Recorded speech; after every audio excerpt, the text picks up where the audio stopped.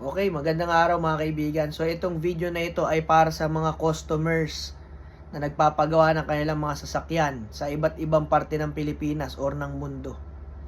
So para sa iba, para may kaalaman din kayo tungkol sa mga ganitong usapin.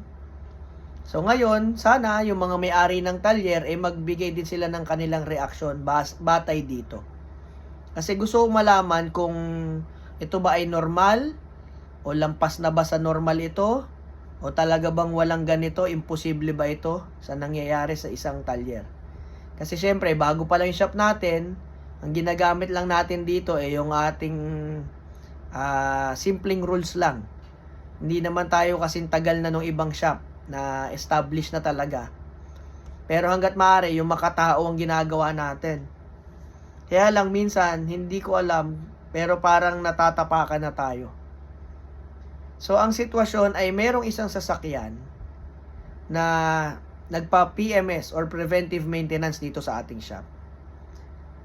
Nakita sa checklist natin at habang nililinis yung mga pyesa at iniisa-isa natin, syempre ang PMS, ang goal niyan ay makita natin lahat ng pyesa kung may sira at may pasira para ma-prevent natin sa pagkasira sa kalsada or yung abutin sila. Kaya nga may preventive maintenance. So, hindi na natin kailangan hintaying masira pa. So, after PMS, nakita natin yung brake cylinder sa likod, may tagas na. So, pag ganyan, ang ginagawa namin, sasabihin namin sa may-ari, ito po yung piyesang sira, may tagas po. Ngayon po, tatawag kami sa auto supply na malapit, dito sa Kalamba, kung magkano yung presyo nila. Kung magkano po yung presyo nila, sasabihin namin sa inyo. At pag okay sa inyo, papakuha namin sa runner, dadalhin sa shop, ikakabit. So pag naikabit na, edi bago na yung pyesa, safe na ulit ang sasakyan. Ngayon, sa madaling salita, napalitan itong brake cylinder. Pumayag naman yung customer na palitan. Binayaran niya, sa madaling salita. After 5 buwan, bumalik ulit si client for PMS ulit. Kasi 5 buwan na yan nakalipas. So pagkatingin, syempre chinik ulit ang sasakyan. After 5 buwan, nakita na may leak ulit yung brake cylinder na brand new. Hindi ko lang natanong sa mekaniko kung gaano kalakas yung leak, kung moist lang o talagang leak. Hindi ko na naitanong. So after 5 buwan, tumagas. Sabi ng customer, bakit tumagas? Kaya ako nga dinala dito dahil nagtitiwala ako na ikakabit ninyo ay magagandang pyesa. Okay. Unang-una, ang pyesa po, kahit sabihin natin yan na mamahalin, sa totoo lang, sa karanasan namin, sa araw-araw na pagbili ng parts, kahit sabihin natin mamahalin ng pyesa, may pagkakataon pa rin po na hindi talaga siya tumatagal ng 1 taon. Okay? Kahit nga sa mga battery ng sasakyan, sa totoo lang. Kahit sabihin mo yung branded na kilala, minsan buwan lang nagkaka-problem.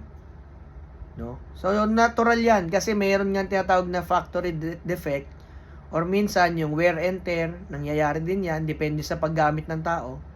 So, tumagas ulit yung brake cylinder.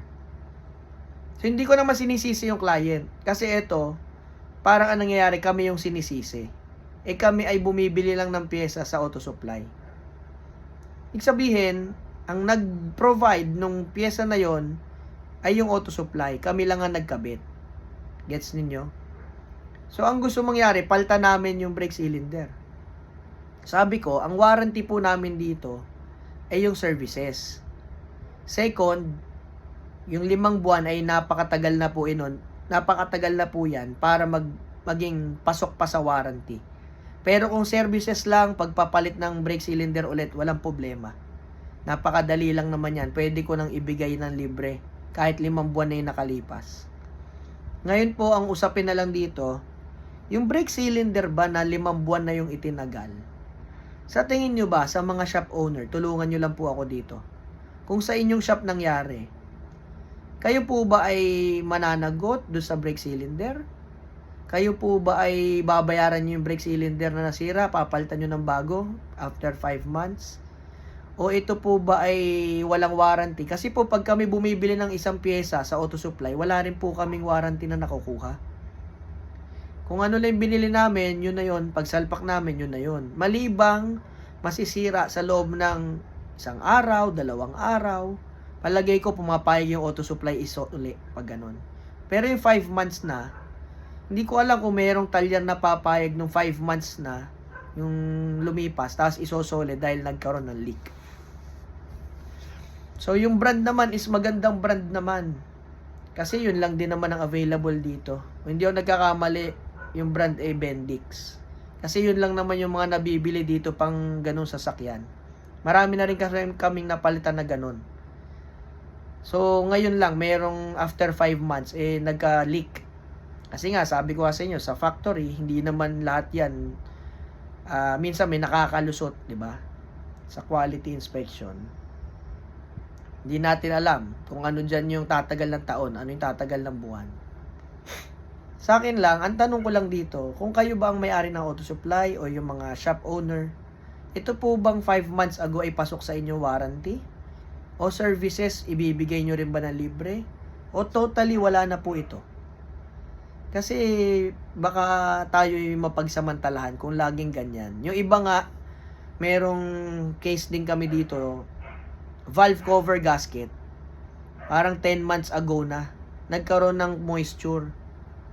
So, 10 months ago, nagkaroon ulit ng moisture ng langis sa valve cover gasket. Aba, sinasabi ay pasok daw yun sa warranty pa. Kasi hindi man lang daw nag 1 year. So, 10 buwan. So, syempre sa atin, parang kung laging ganun ng ganun, kawawa naman ang shop. Parang hindi na rin makatao yun para sa akin. Kasi 10 buwan. Yung isa naman 5 buwan. Meron bang shop na nagbibigay ng ganung warranty sa parts and services? Tapos yung ating presyo naman kasi hindi naman natin pinapatungan ng malaki. Mga 100, 200, yun lang yung mga pinapatong namin. Ganun lang. Tapat na yan. Sinabi ko na sa inyo. Kahit kayo na bumili ng parts ninyo, walang problema. Kumbaga para lang din yung sa runner So minsan nga wala pa 100 yung patong lalo pag maliliit na pyesa lang. Kumbaga convenience fee na lang. Para sa GCash, di ba? Pag cash in ba yun? May 10 piso, 30 pesos kada ilang piso. Parang ganun lang. Kaysa kayo yung pupunta sa auto supply, kayo yung luluwas, kayo yung mag-iikot-ikot, parang yun na lang yung pinatong pamasahe lang. So, please, mga shop owners, tignan lang natin kung ano yung inyong insight sa ganito.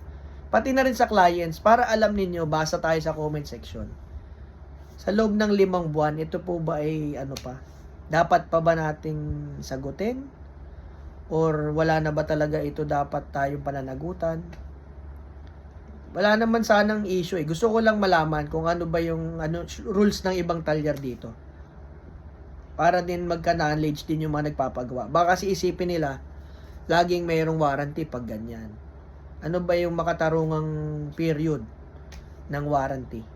Hindi naman ako magbabanggit ng pangalan, hindi ako magbabanggit ng model ng sasakyan. Gusto ko lang, magbigay lang tayo ng kaalaman sa mga customers, sa mga shop owners, kung ano ba talaga yung dapat. Kasi nag-iumpisa pa lang kami. Gusto ko lang malaman. At kung ano ang makita nating lamang, edi sige, tingnan natin.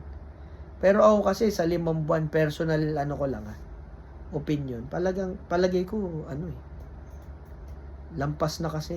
Yung services, ibibigay kong libre. Pero yung pyesa, factory kasi ang dyan nagpo-provide saka auto supply. Sila lang. Kami, pagkabili, diretso salpak. Hindi rin naman kami binibigyan ng warranty ng auto supply.